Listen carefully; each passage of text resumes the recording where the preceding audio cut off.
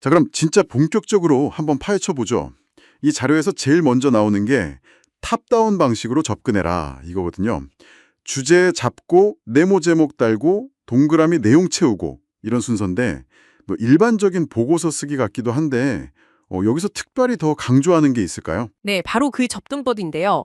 핵심은 그냥 순서가 아니라 그 과정에서 논리적인 뼈대를 얼마나 잘 세우냐는 거예요. 그러니까 보고서 전체 주제를 먼저 명확하게 딱 정하고요. 이걸 뒷받침할 큰 카테고리 몇 개, 여기서는 네모 제목이라고 표현했죠. 이걸 정하는 겁니다. 그 다음에 이제 각 카테고리별로 세부 내용, 뭐 근거 자료나 사례 같은 거요. 이걸 동그라미로 채워 넣는 방식이에요. 시작부터 보고서 전체의 구조를 아주 명확하고 논리적으로 딱 설계하는 거. 아, 이게 진짜 중요하다고 보는 거죠. 아, 그렇군요. 역시 뼈대가 튼튼해야 하는군요. 시험 문제 유형도 한 세 가지로 나뉜다면서요. 초, 중, 등 교육 문제, 아니면 특정 교육 이슈, 뭐 학교 폭력 같은 거요. 그리고 전생의 교육 대상자 문제. 근데 재밌는 게 실제로는 초, 중, 등 교육 문제가 거의 대부분 나온다는 거예요. 이게 뭐 응시자들 배경 생각해서 공평성 때문에 그렇게 하는데 좀 신기하네요. 네, 아무래도 그렇죠. 대부분 응시자들이 공통적으로 제일 잘 알고 경험해 본 게 초, 중등 교육일 때니까요. 뭐 고등교육이나 평생교육은 사람마다 경험 차이가 클 수 있잖아요. 그리고 자료에서는 더 나아가서 각 문제 유형별로 보고서에 꼭 넣어야 할 내용들, 그러니까 네모저목 예시까지 딱 제시해요. 예를 들어 초중등 문제는 뭐 교육과정, 조사 역량, 교수학습, 평가 뭐 이런 거 중심으로 쓰고요. 특정 이슈, 뭐 디지털 격차 같은 게 나오면 원인 분석부터 예방, 대응, 사후 관리 이런 시간 순서나 아니면 학생, 교사, 학교 사회 이런 식으로 다각도 분석 틀을 써라. 뭐 이렇게 제안하죠. 전생의 교육 문제는 당연히 좀 더 넓게 봐야 하고요. 근데 이 자료에서 진짜 파격적인 주장이 있어요. 이 시험은 그냥 시간 싸움이다. 그래서 뭐 창의적이거나 뭐 번뜩이는 아이디어 이런 건 합격에 거의 영향이 없다는 거예요. 아니 그럼 도대체 뭘로 평가한다는 거예요? 이게 진짜 궁금해지는데요. 바로 익숙함, 그리고 정확성입니다. 그래서 이 자료가 교육부에서 이미 낸 주요 정책 계획이나 보고서들 있잖아요. 이걸 진짜 많이 읽어보라고 엄청 강조하는 거예요. 교육부 보고서 스타일, 그 특유의 논리 방식, 자주 쓰는 단어나 표현들, 여기 얼마나 익숙한가? 그래서 그 정해진 틀에 맞춰서 얼마나 빠르고 또 정확하게 내용을 쓸 수 있는가? 아, 이게 평가 핵심이라는 거죠. 이게 어쩌면 실제 행정 업무에서는 뭐 창의적인 것보다도 예측 가능성이나 어떤 표준화된 절차 준수, 이게 더 중요하게 여겨지는 현실을 보여주는 걸 수도 있고요. 익숙함이라. 와, 정말 현실적인 조언이네요. 자, 그럼 이제 전체적인 건 봤고 세부 작성법으로 한번 들어가 보죠. 추진 배경이랑 향후 추진 일정 쓰는 부분이요. 여기서 더 놀라운 말이 나와요. 이 부분은 거의 뭐 공식처럼 정해진 틀이 있으니까 아예 문장 구조나 표현을 외워서 기계처럼 쓰라는 거예요. 시간을 아끼려고요. 아니 공식을 외우라니 정말 효율성을 끝까지 추구하는 시험이네요. 네, 그만큼 딱 정해진 틀이 있다는 얘기겠죠. 가이드 보면 구체적인 표현 예시까지 다 나와요. 예를 들어 추진 배경 쓸 때 현황 부분은 뭐 정책을 추진 중이나 중요성이 증대되고 있으나 문제가 여전히 심각하나 뭐 이런 식으로 시작하고요. 문제점 지적할 때는 수에 대한 정책 지원은 미흡한 실정이다. 이런 식으로 약간 관용구처럼 쓰라고 하죠. 목표는 앞에서 말한 문제점이랑 뒤에 나올 개선 방안 핵심어를 딱 연결해서 이 보고서가 뭘 하려는 건지 명확하게 보여주게 쓰라고 하고요. 향후 추진 일정도 그렇군요. 마지막엔 거의 항상 세부 추진 과제 점검 및 피드백, 분기별 1회 이게 들어간다니 와 이건 진짜 미리 만능 템플릿 만들어두면 시험장에서 시간 엄청 벌겠어요. 바로 그겁니다. 그래서 자료에서도 이 파트야말로 미리 내 완벽한 템플릿을 만들어 두는 게 시간 관리의 핵심이라고 계속 강조해요. 시험장에서 무슨 주제가 나오던 간에 이 부분은 그냥 고민 없이 착착 쓰는 거죠. 미리 준비된 대로.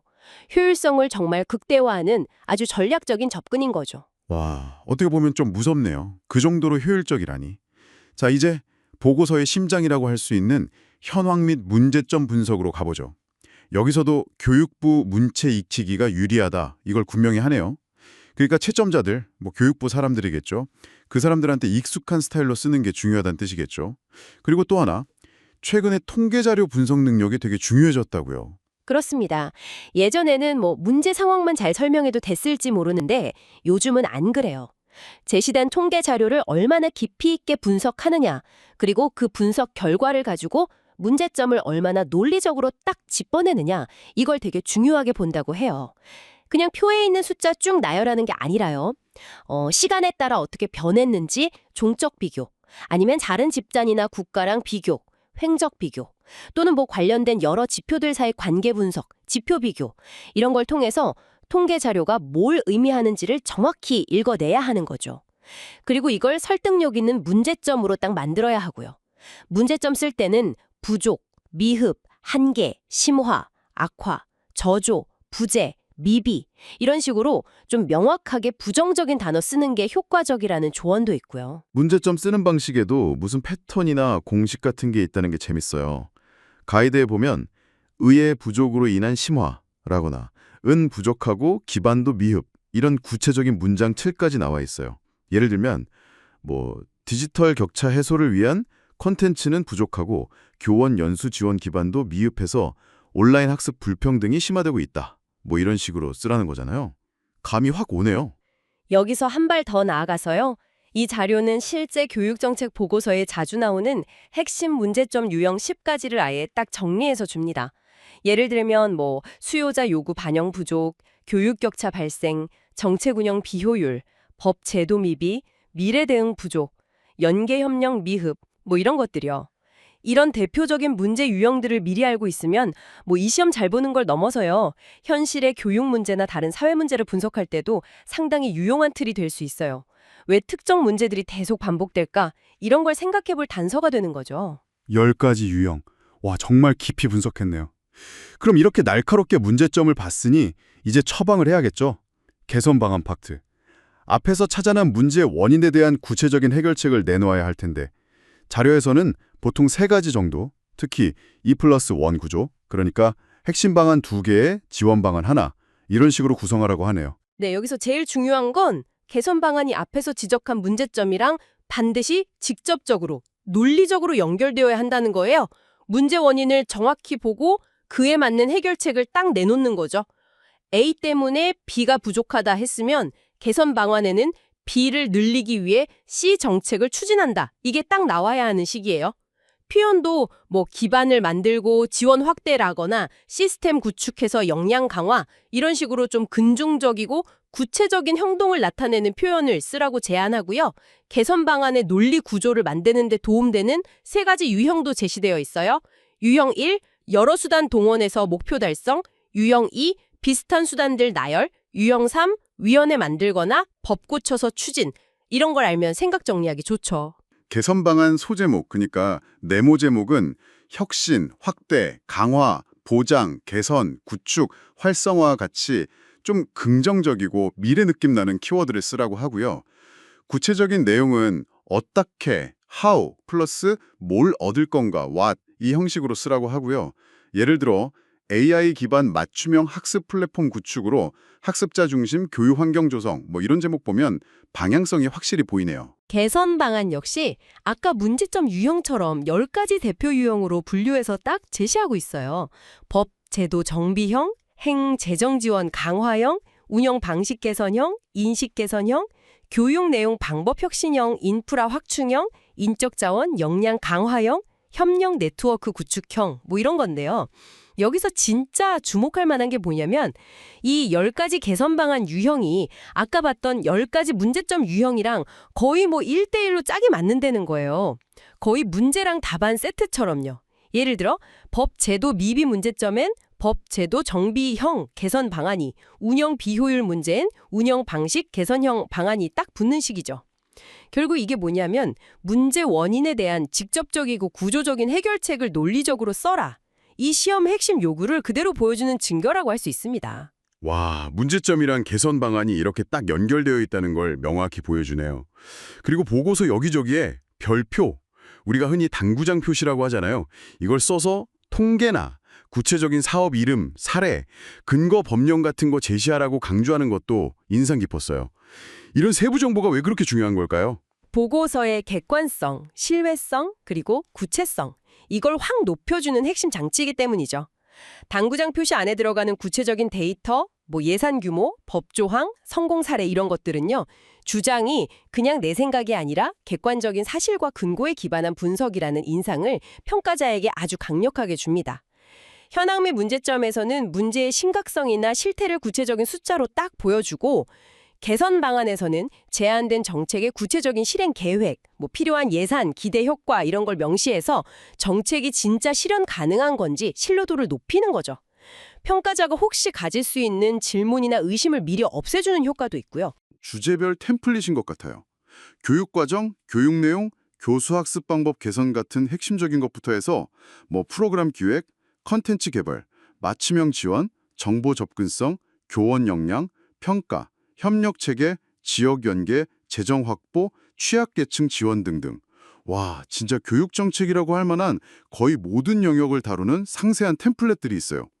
이건 진짜 시험장에서 엄청난 무기가 될 것 같은데요? 그렇습니다. 이 템플릿들은 그냥 이런 거 쓰세요 수준이 아니에요.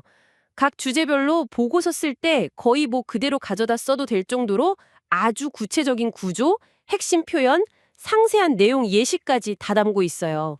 예를 들어 교수학습 방법 개선 템플릿을 한번 보면요.